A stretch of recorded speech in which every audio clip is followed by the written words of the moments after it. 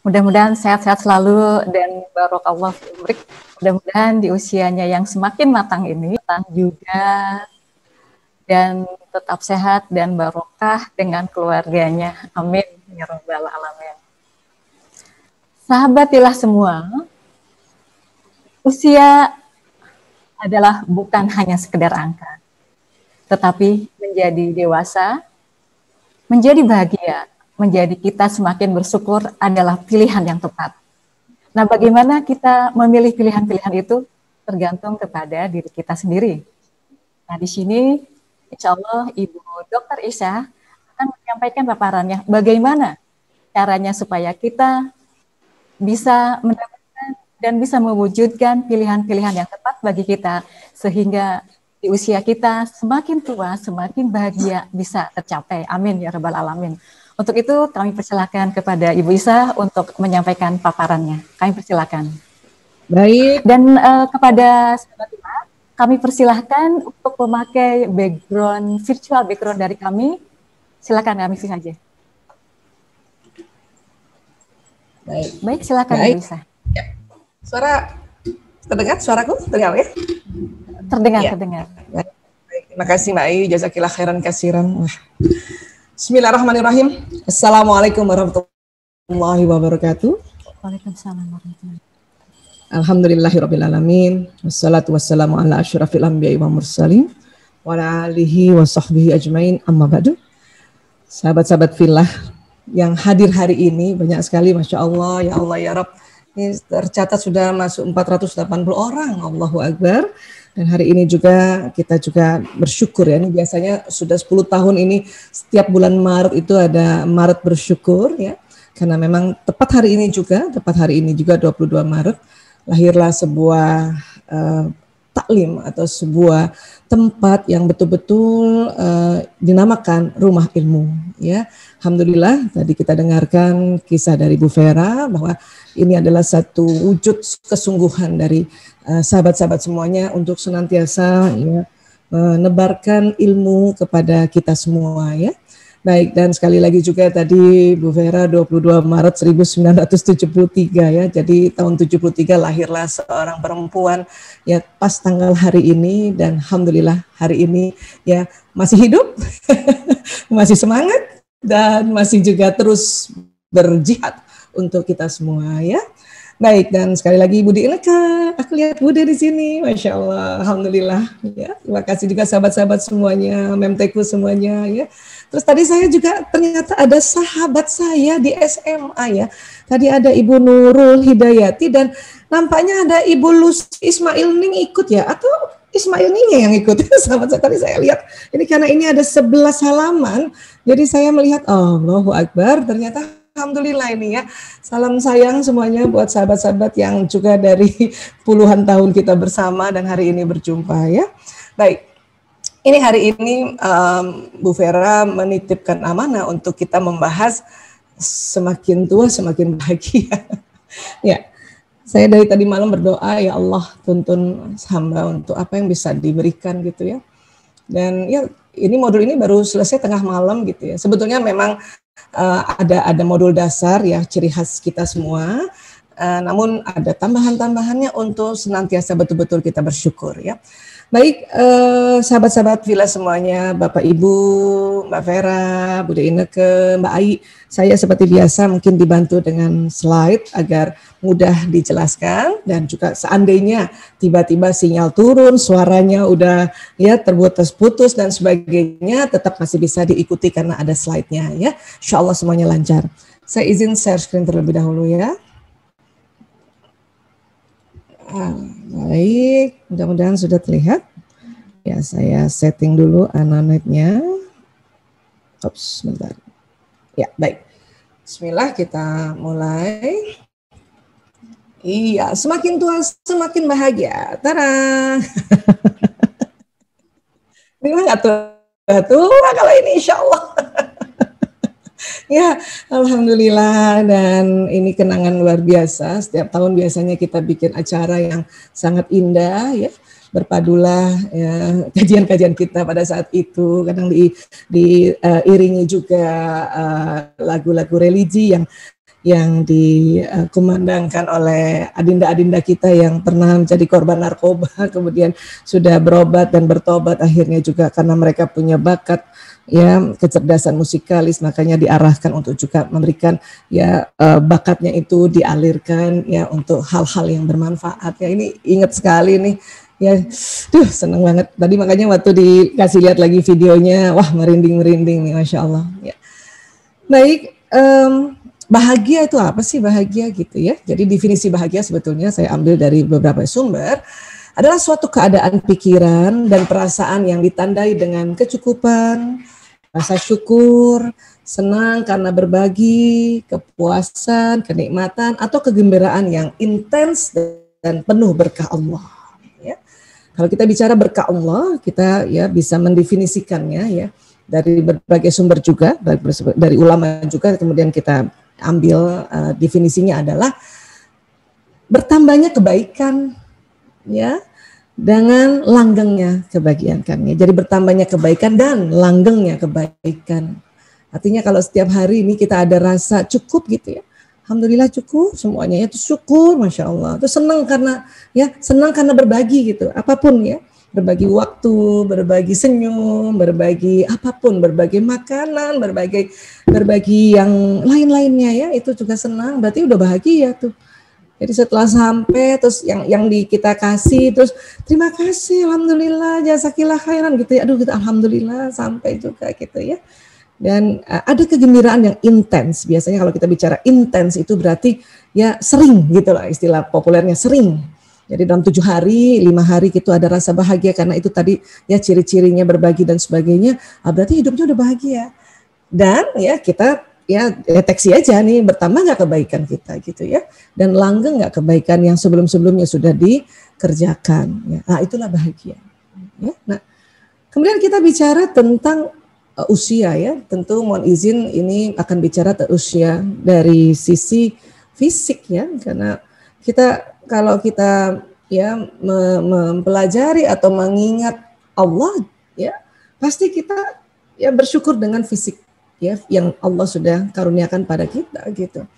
Jadi kalau kita mengingat badan kita juga berarti kita berzikrullah ya, inilah badan kita yang Allah berikan luar biasa, sebuah sistem yang luar biasa yang saling berpadu ya, dan tentunya ya karena sering dipakai ya ada sebuah hukum alam juga, sunnatullah juga terjadi, ada hal-hal yang nanti sebagian berdegenerasi, sebagian karena sudah sering dipakai akhirnya ya sangat bermanfaat. Makanya sebetulnya kita harus bersyukur.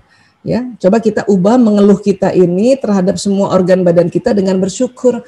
Ya, alhamdulillah kita bilang terima kasih sama badannya, terima kasih ya dengkul. Ya, sudah 52 tahun nih dipakai gitu ya. Alhamdulillah. Terima kasih ya paru-paru, terima kasih ya Allah. Ya. Nah, inilah yang diharapkan badan sebetulnya ya. Nah, jadi badan kita itu semua ya, sering juga saya sampaikan bahwa itu jumlah sel dalam tubuh manusia 60 triliun. Ya. Tadinya sebelum era sekarang itu ilmuwan baru menghitung jumlahnya 37 triliun. Ya. Tapi terakhir ini di era-era abad 21 ini ternyata ditambah lagi itu 60 triliun. Ya. Ini 10.000 kali lebih banyak dari jumlah penduduk bumi. Bukan lagi 10 kali ya, 10.000 kali lebih banyak dari jumlah penduduk bumi. Dan semua sel dalam tubuh manusia dia berkomunikasi dengan caranya. Ya, ini kalau sel dibelah ada organel-organel, ini mitokondria, retikulum endoplasma, ya ada inti sel, ya dan ada apa yang kita sebut ini ya aparatus Golgi, lisosom dan sebagainya ya. Mungkin kita tidak usah hafal ya, tapi teman-teman sejawat yang hadir hari ini tentunya mengingat lagi ilmu kita ini ya. Dan semua makanan yang dimakan, semua minuman yang diminum itu dicerna dan kemudian akan masuk ke dalam ya sel-sel ini. Dan dia dibagi. Karbohidrat masuk di mitokondria ya. Kalau nanti yang ada lemak-lemak itu masuknya lisosom di sini. Protein-proteinnya ya nanti dimasuk di titik-titik ini nih ya, titik-titik ini. Oke, ada ribosom ya. Terus minuman di mana Bu Aisyah, vitamin, mineral, ini nih sitoplasma ini namanya. ya, dan 60 triliun. Insya Allah. Ya. Nah kemudian, namun ya setiap menit tubuh kita sekarat. Ini fakta. Ya. Jadi setiap 60 detik berlalu, tadi kita udah sama-sama berapa detik ini? Ya, kita kehilangan 300 juta sel. Ya. Nah, ini merupakan jumlah sel yang sangat banyak. Ya, 60 detik. Ini udah berapa detik kita sama-sama di sini? Udah berapa ratus sel ya, udah berapa juta juga sel. Ya, udah 300 juta sel. Ya. Nah, jumlah sel yang mati sangatlah banyak, tapi kenapa tubuh manusia tidak juga membusuk saat ini? Ya, satu karena ruh kan masih ada, masih mengaktifasi. Ya. Dan hal ini juga terjadi karena jumlah sel yang lahir lebih banyak lagi daripada jumlah sel yang mati. Ini lagi kita perlu bersyukur. Ya. Setiap hari 10 sampai 15 triliun sel digantikan dalam tubuh kita. Jadi rusak 300 juta sel. Nah, per detik itu ya itu jadi ditambah-tambahin lah itu ya, kita kali aja tuh nanti ya. Tapi juga setiap harinya total dari 24 jam ini 10 sampai 50 triliun sel digantikan dalam tubuh kita ya. Jadi semua sel bisa generasi ya. Kecuali otak yang tidak dapat menumbuhkan sel baru. Berita baik atau berita buruk ini? Ya, baik kita lanjutkan ya. Sel hati ini ya, ini berganti bisa antara 10 hingga 16 bulan ya. Jadi sejak kita baru lahir, setiap 10-16 bulan sel hati itu sel lever ya. Lever, makna lever ya di sini ya. Sel hati, hepar, liver ini berganti ya. Jadi bayangin setiap 10 bulanan sih istilahnya 10 bulanan ya sel liver ini berganti ya. Nah, kayak apa sih di dalamnya? Nah, kayak gini dalamnya nih. Jadi ini kalau kita belajar histologi ya, ini punten kita sedikit untuk kita tahu lebih dalam lagi sel-sel tubuh. Kalau kita belajar histologi, ini nanti ada banyak ya macam-macam selnya. Ada namanya hepatosit, ada yang namanya sel Kupffer, ya ada dan luar biasa. Masing-masing itu punya kerja yang luar biasa, ya. Dan nanti 10 bulan berganti lagi sel-selnya ini, gitu ya. Masya Allah. Dan nanti hepar ini kan berfungsi menyimpan glukosa ya, menyimpan gula yang kita makan atau minum nanti dalam bentuk glikogen. Dia juga menyimpan vitamin B6, B12 dan asam folat ya. Dan nanti kan membentuk darah di sini ya. Nah, ini. Oke. Terus kalau kita lihat lagi sel yang lain ya. Sel pankreas. Pankreas itu agak di belakangnya lever ya. Ini 1 tahun gantinya. Kalau kita nanti bicara sel pankreas ini kan, ini akan kita lihat kayak gini nih. Nah, lain lagi ya. Tadi lever lain, ya pankreas lain. Nanti kalau di pankreas ini sering ada namanya terkenal dengan istilah sel beta, sel alfa. Ya, nanti sel beta yang di sini nih ya di pulau-pulau ini namanya pulau-pulau Langerhans istilahnya, di kayak pulau-pulau gitu ya. Allah perintahkan sel beta itu yang mensekresi insulin. Ya, dan insulin itu nanti ya bertugas untuk gula yang masuk ke dalam tubuh manusia, kan masih bentuknya gula ya, dan dia masuk di pembuluh darah ya, berjalan bersama darah, nanti kemudian oleh insulin itu dibekukan namanya jadi glikogen ya, disimpan di otot, disimpan juga di lever ya.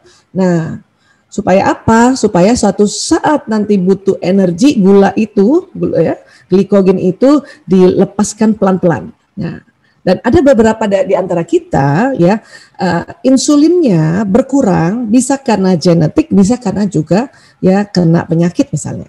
Nah, sehingga apa? Sehingga ya insulinnya sangat berkurang, sehingga di usia-usia sudah semakin lanjut ya dibutuhkan tambahan insulin dari luar untuk membantu. Kenapa Bu Isa? Karena kalau gula ini tidak dibekukan jadi glikogen, disimpan, jadi dia jalan terus di pembuluh darah. Jalan terus di pembuluh darah. Sementara pembuluh darah ini kan ke seluruh organ tubuh. Nah, rupanya kalau gula yang jalan terus ke organ tubuh, dia akan mengganggu mengganggu fungsi organ-organ tubuh. Itulah makanya ya kita di antara kita ada yang disebut statusnya diabetes mellitus atau DM ya, atau istilah terkenalnya sakit gula gitu ya. Nah, ini akan mendapatkan komplikasi baik nanti di jantung, di levernya juga, di ginjal, ya. Bahkan di persarafan-persarafan di telapak kaki, telapak tangan mulai banyak kesemutan ya. Kemudian pada laki-laki yang paling ditakuti oleh laki-laki ya sebetulnya ya. Namun sebetulnya kita harus perkuat juga tawakal pada Allah. Yang penting ikhtiar. Apa itu? Maaf, impotensia. Ya. Buat saudara-saudaraku, seandainya ada pasangannya karena diabetes dan kemudian dia impotensia, tolong betul-betul dibantu ya. Upaya sedemikian kerasnya itu memang perlu dibantu oleh pasangan hidupnya. Namun sekali lagi terkadang karena impotensia, sebetulnya karena organik, tapi kemudian ada masalah psikologis, itu biasanya move on-nya tuh lama sekali. Dan tentunya maaf akan ada pengurangan hubungan intim suami istri. Tolong difahami. Terimalah itu jadi sebuah perjuangan seorang istri menghadapi suami yang punya komplikasi dari diabetes mellitus impotensia. Buat yang diagnosis atau diabetes ini kan bukan penyakit ya, penyandang diabetes ya, dan sekarang masih juga sehat, tolong tetap ya jaga hidup sehat, istirahatnya, hati-hati makannya, dan kemudian tentu ada ikhtiar ya, karena sudah ditemukan juga obat-obatan yang memang itu semua ya petunjuknya Allah itu. Ilmuwan-ilmuwan menemukan obat-obatan diabetes ya, dipakailah setiap hari dengan teratur. Agar apa? Agar insya Allah membantu gula yang masuk di dalam itu dibekukan menjadi glikogen. Ya, punten ini sedikit tambahan karena biasanya pankreas inilah yang nanti bekerja untuk ya mensekresi insulin. Dan di antara kita banyak loh, ya, karena itu tadi ada karena genetik ya produksi sel-sel alfa dan betanya ini yang agak berbeda dengan yang lainnya gitu. Ya, baik. Kemudian ya, kita lihat lagi sel apa nih ya? Oke, tarang. Sel lemak. Tapi sel lemak ini 8 tahun baru dia berganti. Makanya bumpet. Makanya dia bertahan di dalam kita.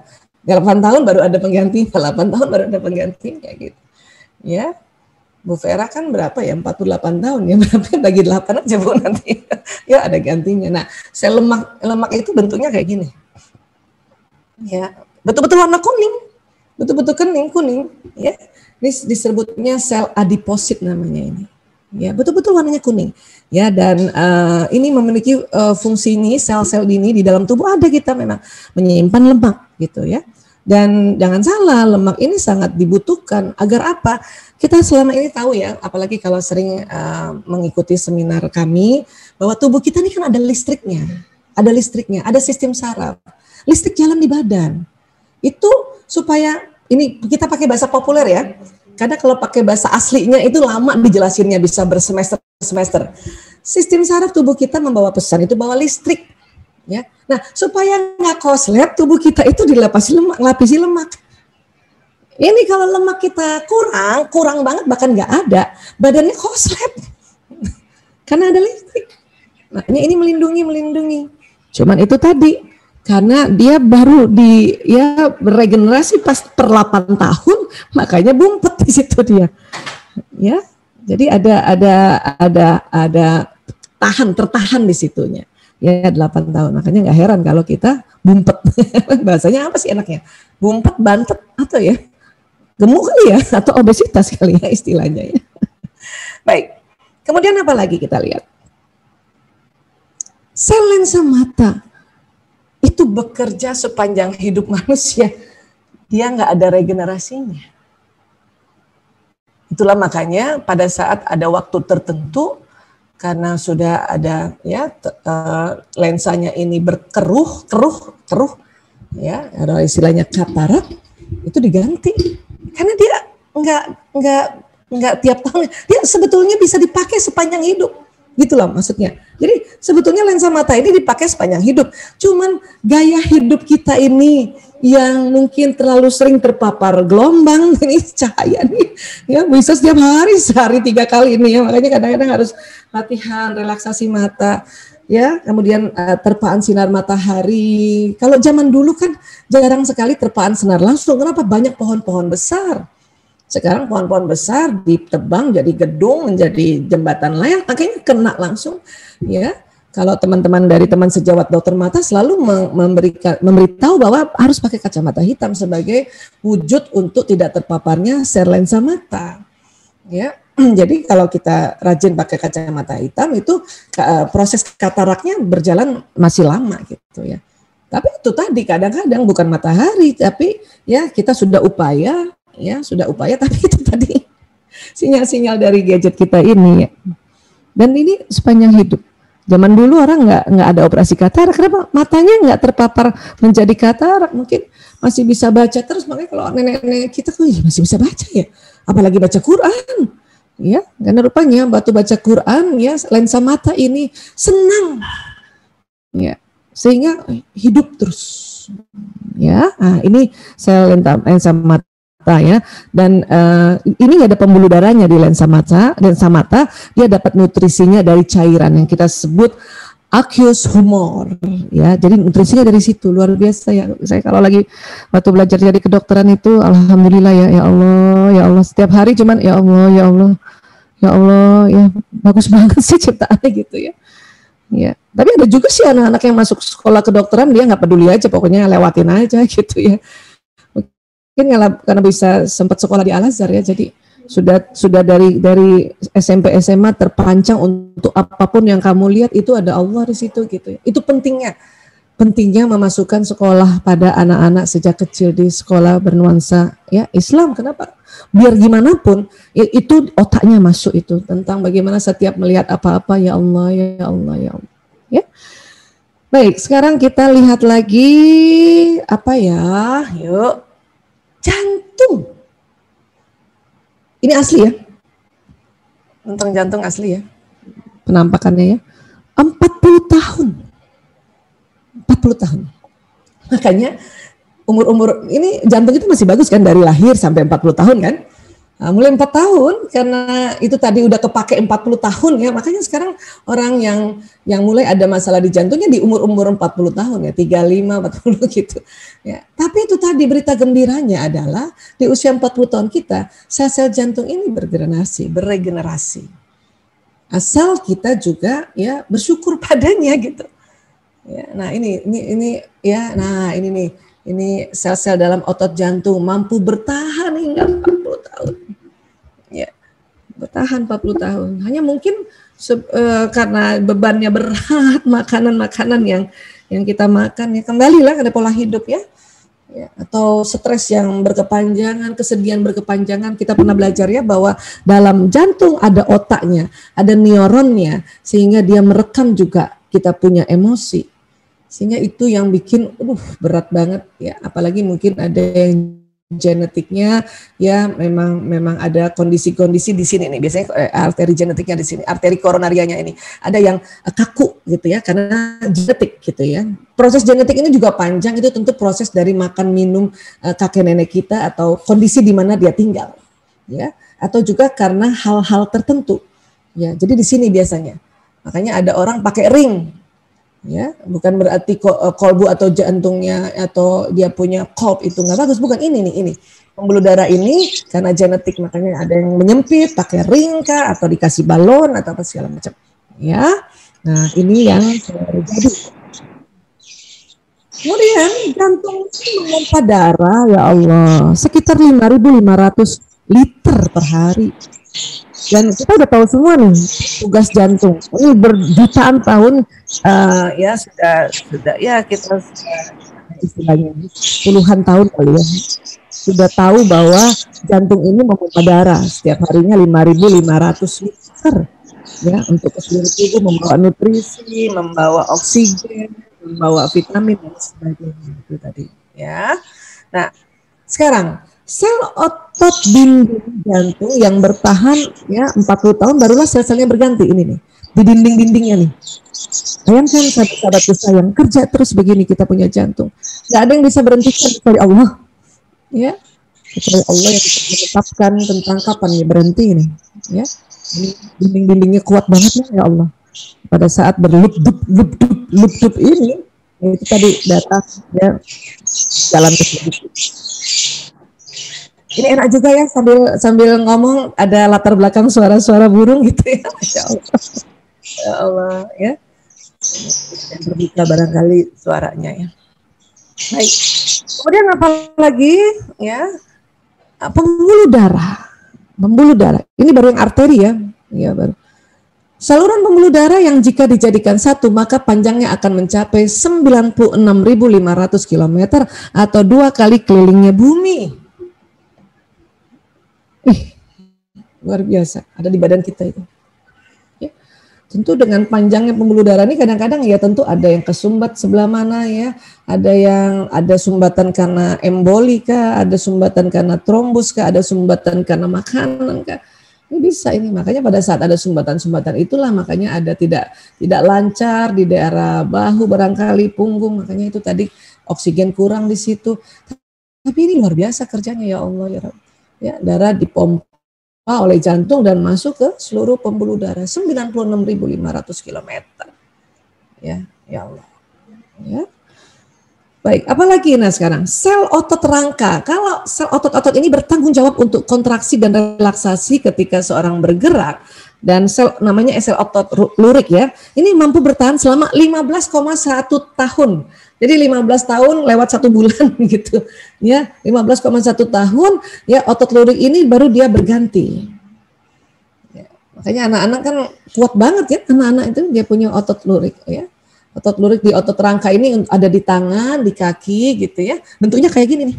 Bentuknya kayak lurik, betul-betul lurik, makanya bahasa Indonesianya ya disebutnya sel otot lurik gitu ya. Dan ini luar biasa, ini bisa panjang pendek gitu. Makanya ada namanya kontraksi relaksasi dan itu ada di ekstremitas kita di atas dan juga di bawah gitu ya. Dan kalau kita ya belajar ya kurang lebih gini kan kita pakai terus kan, ya, pakai jalan, pakai berlari, ya pakai loncat dan sebagainya. Dan kalau usia kita sekarang sudah ya 45 tahun ke atas gini ya, itu kan berarti udah 45 tahun ke atas kita pakai ini badan semua ini.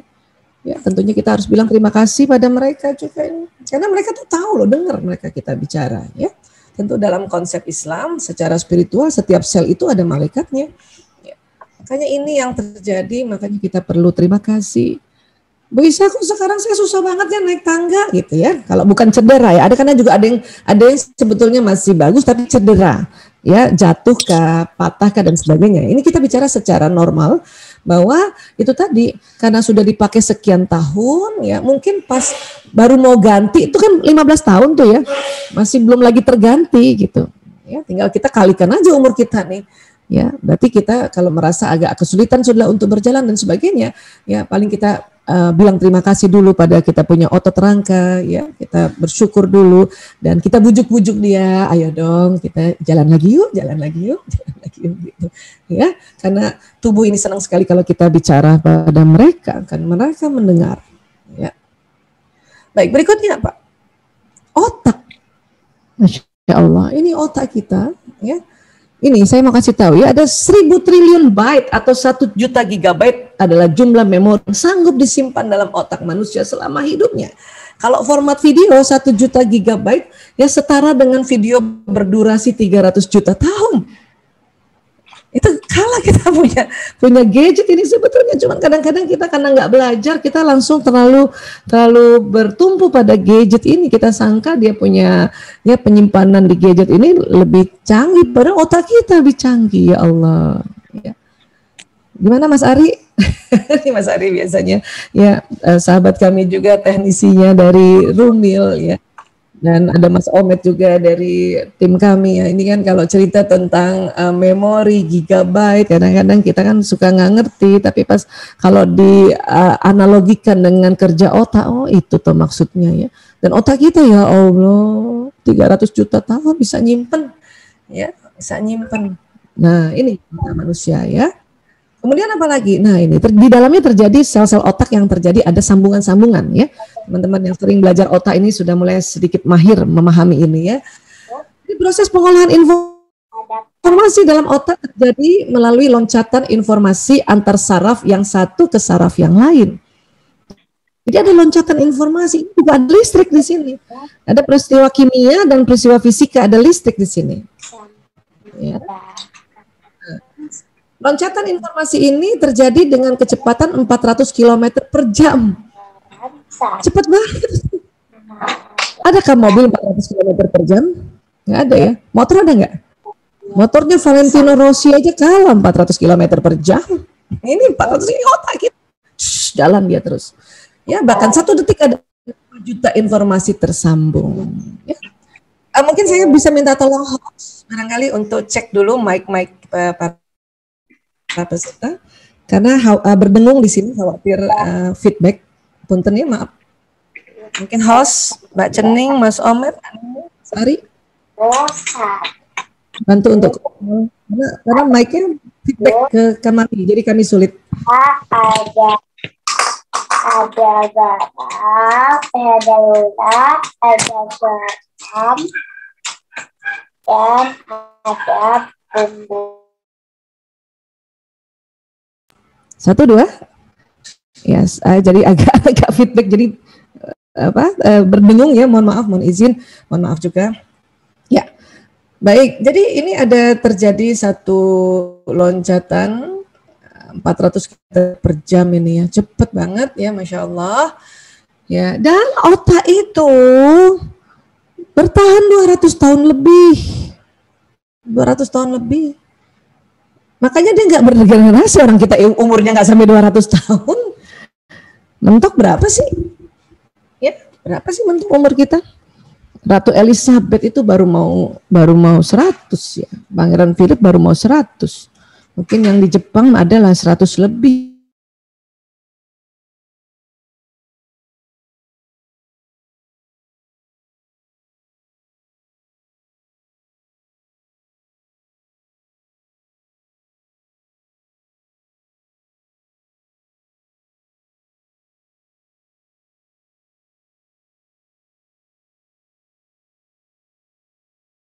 Satu, 2, ya baik. Ya. Apa sih yang nanti oke lah sekarang ya kita terima nih otak nggak bergenerasi ya. Tapi apa yang terjadi sebetulnya ya di otak kita itu adalah potensi untuk nih neuron ini, satu neuron ini kan kayak satu komputer ada kabel-kabelnya. Kita menstimulasi dia untuk tersambung-sambung tali-tali sinaps ini membentuk sebuah memori. Ya, ini banyak ini nanti sambungan-sambungannya. Ya, kalau ya sambungan-sambungan ini terlalu kuat, terlalu cepat, ya, dan itu bernuansa negatif, maka sering terjadi koslet. Atau kalau nggak koslet, terjadi satu memori negatif yang sangat diingat keras, dan ini bahaya untuk kita punya perilaku, bahaya untuk kita punya keseharian karena terlalu ingat hal-hal yang negatif. Ini ya terjadi nih, banyak sekali nih. Sehingga nanti kalau kita lihat nih kayak gini, ya. Dan itu tadi otak kehilangan 70 juta neuron per tahun atau sekitar 190.000 per hari sel otak rusak. Emang terjadi apa sih Bu Isa? Gelembung, angus, pecah. Ya, nah ini yang nanti bahaya. Khawatirnya nanti kita mengarah ke demensia nanti ya, pada usia-usia yang sudah lebih lanjut lagi. Ya, kenapa bisa begini? Ini bisa karena makanan. Ya, narkoba, drugs itu bikin hancur otak. Makanya mengapa? Mohon maaf, mohon izin ya, karena kami juga membantu adik-adik yang sudah terlanjur kena narkoba. Ya, makanya itu mereka nggak bisa lepas dari kami. Kenapa? Mereka harus dibantu cara berpikirnya dengan orang-orang yang tentunya mungkin ya neuronnya belum banyak rusak. Jangankan narkoba ya, nyium bensin keseringan atau lagi bensinnya taruh dekat hidung, lem ya, maaf, lem yang kaleng gitu kan ya, dia thinner, inhalant gitu-gitu ya, itu bisa bikin hancur rusak ya. Bahkan nanti bukan cuma 70, ini kan yang 70 juta nih yang normatifnya ya, itu bisa jadi 300 juta karena pakaian itu. Termasuk juga alkohol kalau diminum ya, karena dia merusak. Ya. Dan juga emosi. Ya. Pada saat kita terlalu sering emosi negatif, hati-hati, banyak sekali yang ya angus gitu ya. Saya kadang-kadang pakai bahasa ini supaya lebih mudah untuk kita ya beradaptasi terhadap otak tuh gitu ya. Karena kalau pakai bahasa kedokteran nanti terlalu detail dan terlalu kompleks, malah nanti kita nggak bisa menyayangi kita punya sel otak. Ya, jadi angus nih, hati-hati. Anak-anak mudah-mudahan kita semua karena sudah mulai banyak belajar parenting ya. Sudah mulai belajar juga ya, kemudian prophetic parentingnya ala Nabi ya. Makanya kita mempersedikit ya hardikan kita pada anak-anak, mempersedikit juga ya teguran keras pada anak-anak supaya mereka lebih baik lagi lah otaknya. Ya, karena nggak bisa beregenerasi dalam waktu sekarang, 200 juta nanti ya, 200 juta tahun baru, tapi belum sempat beregenerasi sudah meninggal. Ya, ini yang harus kita pahami ya. Kemudian apa lagi? Sel telur. Ini sel telur nih diperbesar. Ya. Warnanya ungu Bu Aisyah. Ini pakai zat pembesarannya supaya bisa kelihatan gitu ya. Dan ini warna kesayangan kita semua nih. Warna indigo atau warna violet ya, ini ya purple, bukan violet, purple ya. Dan ini nih perbesaran luar biasa ya. Jadi ada di sini ya. Nah, ini bertahan 50 tahun. Ya, sejak kapan Bu Aisyah? Jadi sel telur ini sudah terbentuk saat manusia masih menjadi janin perempuan saat usia ketika ya kehamilan 6 bulan. Jadi kita nih sebagai perempuan ya, Allah takdirkan usia 6 bulan di rahim ibu ya, sel telurnya sudah terbentuk. Nah, disitulah mulai dihitung 50 tahun setelah itu. Ya, 50 tahun setelah itu. Ya, dia bertahannya cuma 50 tahun. Ya. Tapi nggak beregenerasi, selesai aja 50 tahun kalau untuk sel telur. Itulah makanya ya muncul ada masa-masa namanya menopause. Kenapa? Karena ini udah nggak ada, udah habis. Dia bertahan 50 tahun. Ya, sekali lagi kita bicara ini dalam kondisi fisiologis ya. Tentu karena ada hal-hal tertentu, ada patologis barangkali, ada tumor, ada CA dan sebagainya. Ya, itu adalah hal yang khusus ya. Jadi ini 50 tahunan lah gitu. Ya, Bu Vera ya siap-siap nih sedikit lagi 50 tahun. Saya sih sudah lewat mulai sudah ya. Buat teman-teman yang sudah 50 tahun ke atas ya berarti itulah tadi ada satu masa yang namanya menopause ya. Baik, dan kapasitas sel telur ini mampu hidup tanpa digantikan sel baru adalah 50 tahun. Dan betul-betul tidak beregenerasi lagi ya. Nah, kemudian ini tadi ya dalam 50 tahun itu setiap siklus tertentu dia keluar. Kalau tidak dibuahi, lapisan yang ada di rahim ini ya meluruh namanya, terkelupas dan meluruh akhirnya jadi menstruasi gitu ya. Nah, jadi ini sudah mulai anak-anak kita ini kan sudah mulai telurnya keluar ini ya lebih awal usianya. Maka ya kemungkinan besar ya mereka bisa menopause-nya juga lebih awal ini. Ya karena kalau zaman saya nih ada sahabat-sahabat saya semuanya nih umur SMP nih kita ya baru. Ya, makanya menopause-nya masih di atas 50-an ya, 55 baru menopause. Kalau ini bisa maju nanti. Ya, apalagi kalau yang anaknya nggak banyak. Karena kalau anaknya nggak banyak kan telur keluar terus. Kalau anak banyak istilahnya misalnya Bu Isa nih kan 5 anaknya, berarti kan hamil kurang lebih 5 kali 10 bulan ya. 5 kali 10 bulan berarti ada 5 kali selama 10 bulan telur nggak keluar. Ya kan? Karena kalau orang hamil telur nggak keluar. Jadi karena nggak mens kan? Nah, makanya menopause-nya lebih mundur dibanding teman-teman yang mungkin anaknya mungkin 1K, cuma 2K gitu. Ya, nah karena cuma 1 berarti kan ya telur keluar terus karena nggak hamil-hamil lagi, cuma ada 10 bulan dia tidak keluar telurnya. Buat kita yang punya anak lebih banyak 5 kali 10 bulan berarti ada 50 bulan telur nggak keluar, makanya mundur kita punya menopause ya. Nah, kemudian kita cerita tentang estrogen progesteron ya. Kenapa? Karena inilah nanti yang membuat kita ya ada perbedaan di usia-usia atau fase-fase ya. Estrogen ini ada pada wanita dan pria ya. Wanita memang banyak, pada pria sedikit.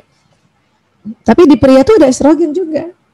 Ya, karena ini hormon memang Allah perintahkan untuk membuat seseorang itu ya menjadi kelembutan ya. Dan ada juga testosteron. Testosteron di perempuan juga ada testosteron, cuman perempuan sedikit, laki-laki banyak. Kenapa? Karena testosteron ini adalah kalau estrogen hormon ratu, testosteron hormon raja. Ya, dia ada kuasa. Kalau kita ada, karena testosteron itulah kita ada rasa rasa kuasa di situ juga, rasa agresif di situ juga, sehingga ya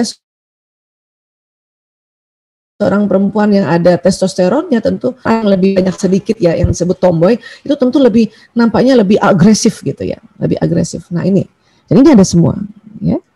Jadi kalau kita bicara estrogen ya, ini estrogen ini adalah memang lebih banyak di female ya. Nah, kalau kita ya cerita tanya tentang hormon estrogen, di mana sih diproduksinya, Bu Isa? Ini namanya kelenjar adrenal ini, di atas ginjal, di pinggang. Coba pegang pinggangnya dulu. Nah, di belakang itu kan ada ginjal tuh. Makanya disebut buah pinggang ginjal itu. Nah, di atasnya tuh ada anak ginjal namanya atau kelenjar adrenal. Nah, di sini keluar estrogen, tapi jumlahnya dikeluarkannya kecil, baik laki-laki maupun perempuan. Jadi dari situlah ya. Nah, tapi pada pria ada tambahannya, estrogennya diproduksi oleh testis. Ya. Kalau perempuan, pada wanita jelas estrogen dihasilkan oleh ovarium. Ini kan sama sebetulnya. Ya, kalau testis ini produksi sperma, ovarium produksi telur, ovum. Hanya memang Allah menciptakan ya reproduksinya perempuan di dalam tubuh. Di dalam tubuh, jadi sangat terlindungi. Reproduksinya pria itu di luar tubuh. Ya. Dan ada wabil khusus lagi pada saat perempuan hamil, wanita lebih banyak mendapatkan hormon ini dari plasenta atau ari-ari. Makanya wanita hamil itu estrogennya melonjak tinggi. Itulah untuk apa salah satunya, walau alam bisawab ya, hanya Allah yang tahu persis itu jawabannya karena Allah Sang Maha Pencipta. Hanya dari riset, dari survei, maka ya terkuak sedikit rahasianya. Untung estrogen meningkat. Jadi ada tanda-tanda. Salah satu tanda paling ciri khas adalah nausea atau mual. Ya, jadi kalau ibu-ibu mual itu bisa ya, apalagi kalau masih produktif ya, mual itu bukan hanya karena terlambat makan atau sakit kepala. Coba cek dulu siklus menstruasinya gimana. Bisa jadi karena estrogennya ditambah lagi dari plasenta ini, makanya mual. Ya, jadi itu bisa disebut tanda-tanda. Ya. Nah, kemudian ada lagi yang kita sebut ya hormon testosteron. Ini memang lebih banyak pada laki-laki. Ya, testosteron ini hormon raja. Nanti ada lagi tuh hormon pangeran namanya vasopresin. Ya, Insya Allah. Jadi semua hormon itu ada semua di laki-laki perempuan, tinggal komposisinya. Ya, nah, hormon testosteron diproduksi oleh testis pria. Ya, dan pada wanita dihasilkan oleh ovarium dan kelenjar adrenal juga di sini. Ya, jadi ada memang testosteronnya. Nanti kita akan lihat dalam perkembangan umur apa yang terjadi pada testosteronnya pria dan estrogennya pada wanita, dan pria dan testosteronnya pada wanita. Ya. Hormon testosteron apa sih ciri khasnya, Bu Isa? Ya, ini. Ya, memang kalau untuk pria karena banyak, maaf, ini perkembangan penis dan testis.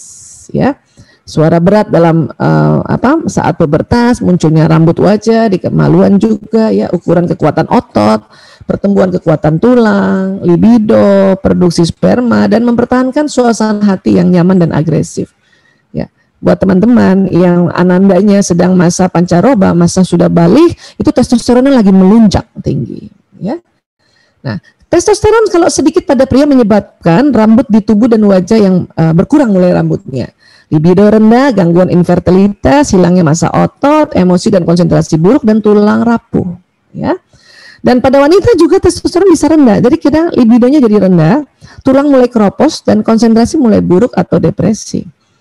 Makanya pria, nanti kita lihat pria ini pada saat nanti sudah umurnya ya, mulai rambutnya berkurang, baik yang di wajah ya maupun yang di kepala. Ya. Perempuan juga ya testosteronnya kadang-kadang ya, kalau kita lihat sedang berkurang itu bisa ya tulang mulai osteoporosis, itu bisa libido rendah, jadi nggak ada syahwatnya untuk berhubungan intim suami istri dan sebagainya. Ya. Nah, jadi ini grafiknya nih, lihat ya, nih pas kalau baru lahir itu estrogen tuh tinggi tapi tidak setinggi ini ya, tinggi nanti umur sudah 3 bulan ke atas dia mulai rata nggak ya, estrogennya tuh rata. Makanya anak TK perempuan ini ya lucu, imut-imut. Ya masih SD juga imut-imut. Nah, mulai 10 tahun, 11 tahun sudah mulai naik. Nah, di sinilah sudah mulai ada menstruasi kan?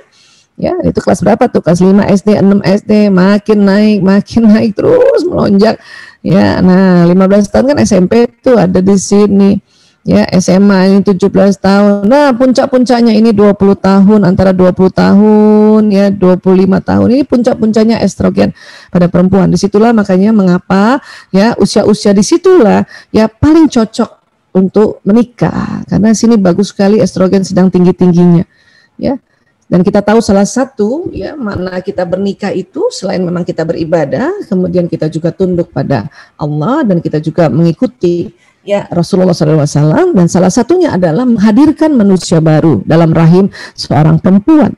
Nah di usia-usia inilah memang the topnya ini ya 20-25 nih, karena 30 udah mulai turun, 40 udah di sini nih ya. Bu Vera antara sini dengan sini kalinya Bu ya 48 tahun ya, bisa sudah di sini juga sudah mulai turun semua. Ya mungkin ada sahabat-sahabat lain juga yang sudah lebih lanjut lagi, dan di satu titik sekitar 60 lebih memang itu betul-betul ya sangat kurang atau mungkin habis sama sekali. Ya ini kita prosesinya ya tentang grafik estrogen kita. Ya. Nah, tapi pada pria tidak begitu. Pria ini memang ada penurunan testosteron. Di sini hampir sama ya. Ini top-topnya ini tadi ya 20 sampai ya 25 tahun. Hanya ya testosteron tidak habis, dia hanya berkurang saja. Bahkan sampai umur 100 tahun pun pria, insya Allah misalnya panjang umur ya, dia testosteronnya masih ada dan masih bisa memproduksi sperma. Gitu. Maka pria usia 70 tahun kalau menikah dengan seorang perempuan yang masih masa produktif, mungkin perempuannya usia-usia di sini ya, itu bisa punya anak karena masih ada ya testosteron untuk memproduksi sperma. Ya. Hanya mungkin memang jauh berkurang. Tapi kalau kita kan tadi jatuh di sini kan, drop di sini. Laki-laki enggak, dia berkurang saja.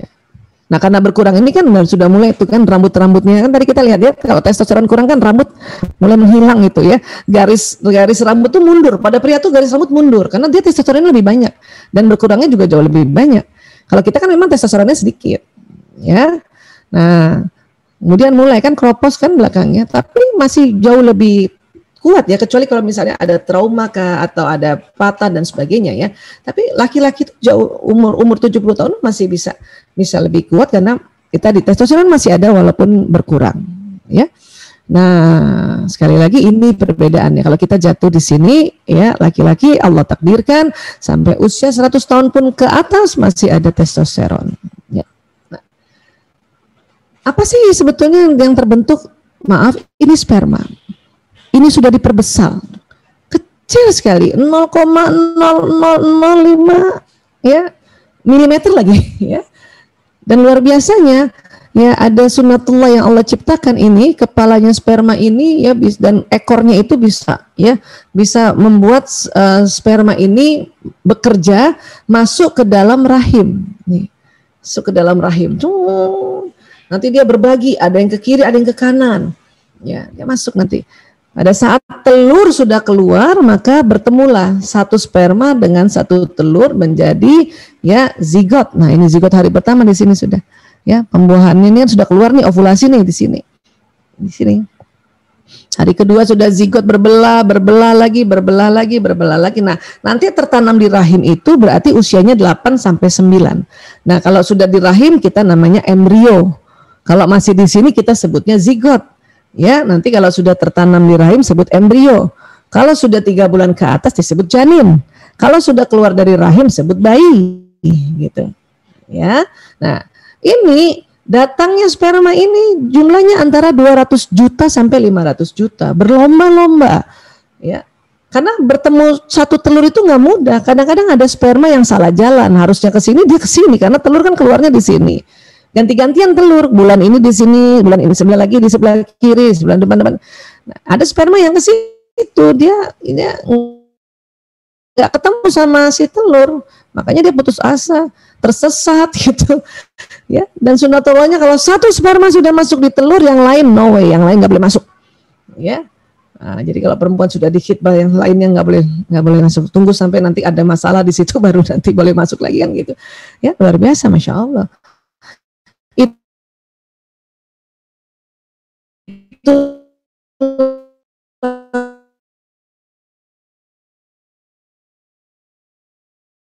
lama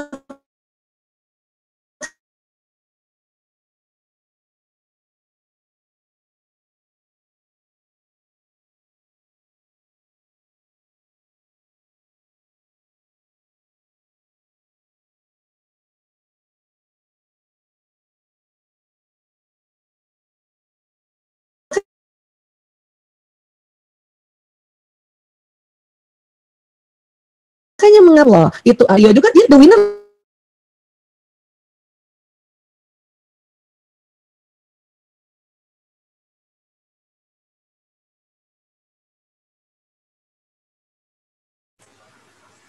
Satu dua. Ya, iya. Ya. Sudah ada lagi suaranya. Ya, jadi kita ini dulu ya, share screen-nya. Ya. Jadi sekali lagi sahabat-sahabatku, kita pantang untuk membanding-bandingkan anak karena mereka semua adalah sang juara dari pertandingan berbeda. Ya, anak pertama itu dari pertandingan pertama. Ya, anak kedua itu juara dari pertandingan yang kedua, si 500 juta dari ayahnya ini, gitu. Ya, dari inilah kenapa filosofinya bahwa semua anak yang lahir itu adalah sang juara dengan pertandingan yang berbeda dan pantang untuk dibanding-bandingkan, terutama hal-hal yang membuat mereka sedih, terluka, terabaikan. Bahaya nantinya, ya. Nah. Sekarang, ini punten ya, kita pakai Deddy Miswar nih, Masya Allah. Ketika seorang pria mencapai usia 50-an dan 60-an tahun, coba lihat kita ya. Nih, kan waktu dia masih usia-usia sebelum ini, ya, apalagi 30-40 ya, testosteronnya pria kan besar, banyak banget. Dan ingat masih ada estrogennya kan. Nah, pada saat 50-an ke atas ya, bahkan 60-an ke atas, testosteron berkurang kan, dan estrogen masih ada kan. Ya. Apa yang terjadi pada pria? Ya, hormon testosteron mereka berkurang sehingga mereka menjadi tidak terlalu agresif lagi serta menjadi lebih bersifat mendidik. Jadi suami-suami yang sudah di atas 50 tahun, apa di atas 55 atau bahkan sudah di atas 60 ya, itu tidak lagi seagresif waktu dia masih muda. Mungkin kalau dulu bisa langsung loncat, pergi lari untuk ya menjemput rezeki untuk keluarganya, ini pelan-pelan jalannya. Nah, dan karena ada estrogen ini yang senang membuat seseorang itu mengajar. Kalau kita perempuan karena estrogennya banyak, makanya kita punya potensi ya senang belajar dan senang mengajar. Maka bapak-bapak atau laki-laki di atas 50-an atau di atas 55, dia senang ngajarin orang-orang. Apalagi kalau dia punya pengalaman banyak, dia seorang CEO barangkali, dia punya pengalaman banyak, maka dia akan menjadi konsultan ya atau menjadi widya iswara karena memang sudah mulai tenang dan ngajarin. Ya, tidak lagi agresif seperti waktu usia-usia sini gitu. Ya, Slamet Raharjo kan dulu dahsyat banget itu ya, sekarang udah tenang. Main filmnya juga film yang peran-peran yang sudah tenang ya. Nah, ini. Dan biasanya siapa yang diajar? Nah, kalau mereka memang lebih sering di rumah, maka yang diajarin atau yang selalu diedukasi adalah siapa? Pasangannya, istrinya. Maka buat kita nih, istri yang punya suami yang sudah 50-an ke atas, kalau suami di rumah terus dia ngajarin kita, ngasih nasihat, ngasih arahan, mau ya kita dengar. Karena banyak ibu-ibu langsung denial, iya ayah udah tahu, Abi udah tahu, itu udah sering banget dibahas di Rumil. Itu please ya, pantang seperti itu karena membuat mereka ketersinggungan. Iya, baik ya, siap ya. Apalagi kalau kita sudah belajar bahasa kasih ya, ada suami yang bahasa kasihnya pelayanan, senang sekali otaknya dengan kata siap. Siap ya, baik ya, siap ya, siap. Segera lakukan, segera. Itu menambah apa? Menambah kasih sayangnya ya seorang suami pada istri. Ya. Dan sebetulnya kalau anaknya mau sih, bapaknya pengen banget ngasih arahan nih usia-usia 55. Cuma kadang-kadang usia mereka laki-laki yang 55 tahun ke atas kan anaknya udah pada gede-gede ya. Bahkan mungkin sudah di kota lain atau bahkan sudah berkeluarga dan ada di tempat lain. Jadi kadang-kadang mau ngajarin siapa gitu. Ya. Kadang-kadang anak udah sulit diajarin. Makanya kadang-kadang kalau yang jadi anak ini pada saat ini ayah kita masih ada, kita datang ke rumahnya, kemudian dia ajak kasih arahan, kasih nasihat, dengerin. Sebagai wujud birru walidain kita pada orang tua kita, wabil khusus ayah. Ya. Kemarin kan acara mertuaku sayang, menantuku sayang, Masya Allah ya, saya masih ingat ini ada Mak Ranti kan hari ini ya. Ya, ada ayah mertuanya yang mungkin selalu cerita sama Mak Ranti, selalu kasih nasihat. Itu karena usia-usianya dan ya seperti itulah. Ya, ininya prosesnya. Ya, mungkin anaknya agak jauh-jauh ya, jadi yang mantunya lah yang dikasih nasihat. Dan pada saat kita seorang mantu mendengarkan dengan santun, oh ya Allah, ya, itulah tambah lagi sayangnya itu para mertua pada mantunya ya. Laki-laki mulai masuk usia parubaya sudah dapat mengontrol emosi negatif dengan lebih baik dan juga dapat membiarkan emosi negatif rilis dengan sendirinya. Tentu apalagi yang rajin ibadah, itu kita sudah ya satu terkuak rahasia dari ya ibadah itu, wabil khusus sholat itu dari berbagai banyak benefitnya atau manfaatnya luar biasa, termasuk releasing emosi ya. Nah, bahan bakar yang menjalankan sirkuit otak laki-laki usia itu berubah, lebih banyak pengaruh dari estrogen dan oksitosin. Makanya kalau ada cucu, mau itu kakeknya hormon yang banyak pada perempuan ya. Memang laki-laki ada. Ini adalah hormon yang mengajari, ya membimbing, mengayomi dan sebagainya. Makanya bapak-bapak ini akan cucunya ini pasti dia akan dikasih arahan ya. Itulah makanya cucu-cucu ini akan punya memori indah terhadap kakeknya. Jadi tolong yang sudah punya anak dan dia masih punya kakek, biarkan kasih quality time anak itu bersama kakeknya. Biar ada memori. Nggak usah juga kita intervensi. Nanti salah, nanti dia salah ngajarinnya. Halo, itu bapak kita juga yang besar kayak gini, sudah gede kayak gini juga hasil dari pendidikannya beliau. Biarkan ada kenangan indah. Kenapa?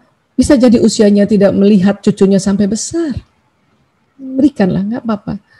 Ibu-ibu, ini anak saya dulu ya.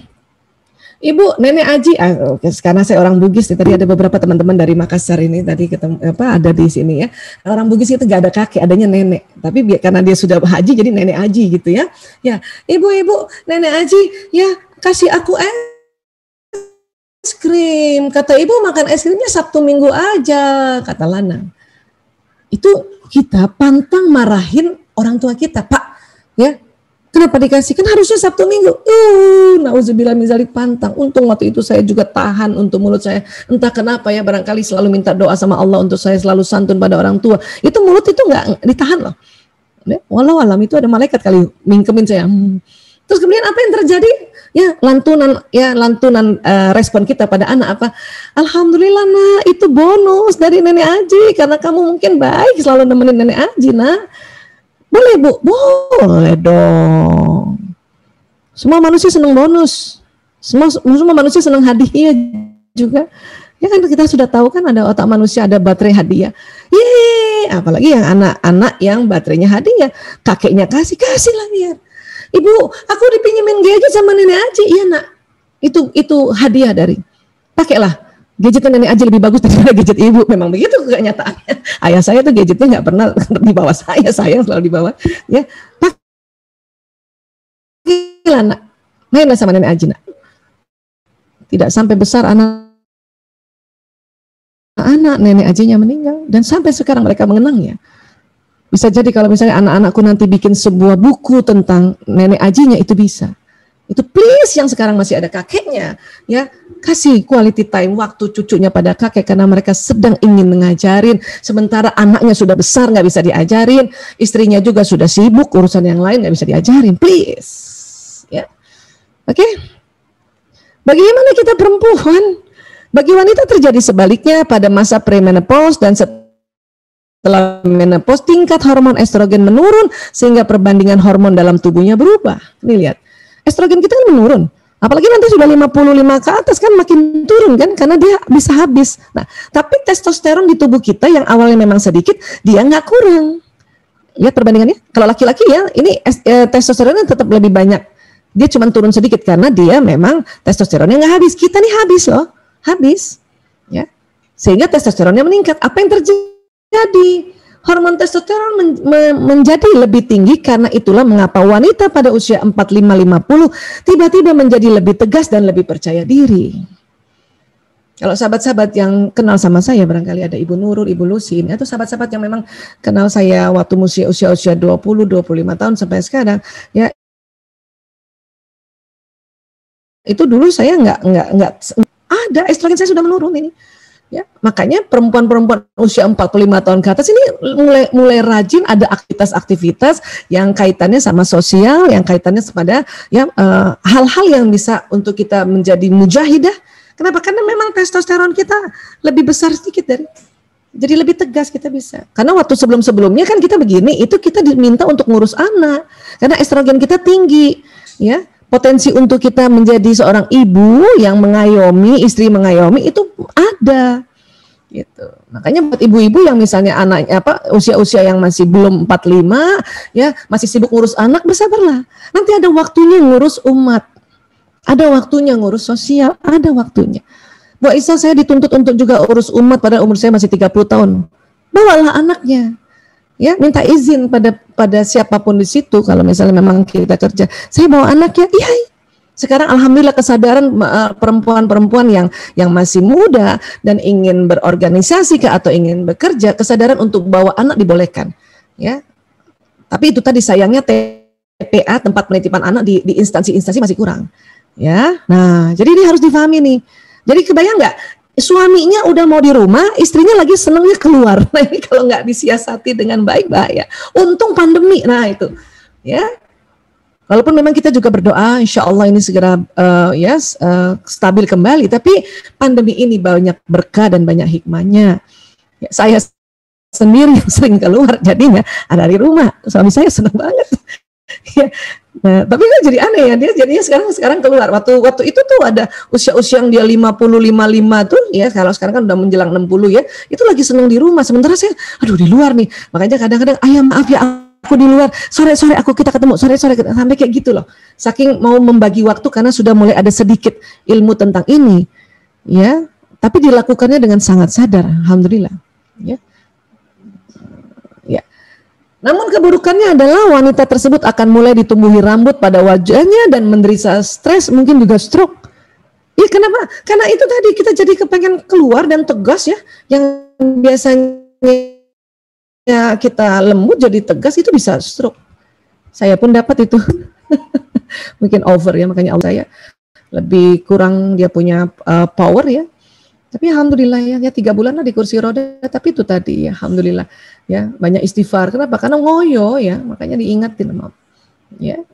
Tapi itu betul juga secara teori betul, dan bukan hanya saya, mungkin banyak juga perempuan-perempuan yang mulai di 45 terlalu over ya, akhirnya ya stres ya.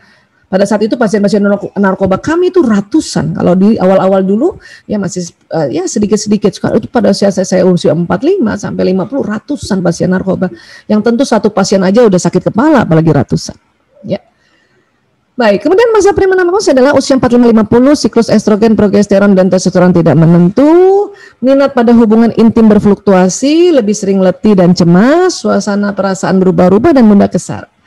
Mbak Vera di usia ini ya, Mbak Vera sedang seperti ini ya, jadi sadari ya, kalau dengan sadar insya Allah malah jadinya ya bisa teratasi nih. Kalau nggak sadar nggak bisa. Nah supaya sadar harus tahu juga sedikit kita ilmunya ya. Minat utama saat ini adalah berhasil melalui hari demi hari serta mengatasi naik turunnya kondisi fisik dan emosi. Ya. Kemudian masuk satu masa yang kita sebut menopause. Nah, saya berada di sini ya, usia 51 tahun sampai 58 tahun. Estrogen dan progesteron sudah menurun namun masih tidak menentu. Ya, minat pada hubungan intim juga masih berfluktuasi dan mudah letih dan cemas, ya. Nah, sahabat-sahabat yang kita berada di range usia ini seperti inilah kondisinya, ya. Minat utama saat usia ini adalah meningkatkan kesejahteraan dan menghadapi tantangan-tantangan baru setiap hari. Ya, sudah beda lah sama umur kita 40-an ya. Nah, ini kita harus sadari juga, dan dengan sadar malah bisa mengantisipasi mudah letih dan cemasnya ini dengan kita memanage kita punya emosi ya. Dan terakhir, pasca menopause usia 59 tahun dan seterusnya, estrogen dan testosteron rendah dan sudah stabil, oksitosin juga rendah dan sudah stabil. Di sini lebih banyak merasakan ketenangan, gairah hidup baru, bahkan hasrat seksual yang segar kembali. Ini disebutnya gairah pasca menopause. Buat sahabat-sahabat yang sudah 59 tahun ke atas pasti sudah ada di fase ini, ya. Namun minat utama saat usia ini melakukan apa yang ingin dilakukan dan mulai tidak minat untuk mengurus orang banyak. Mulai itu. Jadi teman-teman yang punya orang tua yang udah usianya 59 tahun ke atas, bolehlah kita titik cucu, tapi jangan yang berhari-hari, berminggu-minggu, berbulan-bulan. Ya, memang mereka sudah tenang hanya secara otot, secara tulang, itu sudah ada hal-hal yang sudah sering dipakai ya, sudah banyak bermanfaat. Dan secara hormonal, estrogen kan habis. Jadi untuk mengayomi, ngajarin dan sebagainya itu sudah sangat berkurang. Ya, titip ya untuk beberapa menit, berapa jam lah. Tapi kalau udah berminggu-minggu, berhari-hari luar biasa. Namun kalau ada oma yang uti, nenek yang masih juga ngurus cucunya, itu luar biasa banget. Karena sesungguhnya ini ada seperti ini, hormon estrogen sudah berkurang. Tolong sang anak ini harus hargai ibunya yang dititip cucunya bertahun-tahun itu. Ya.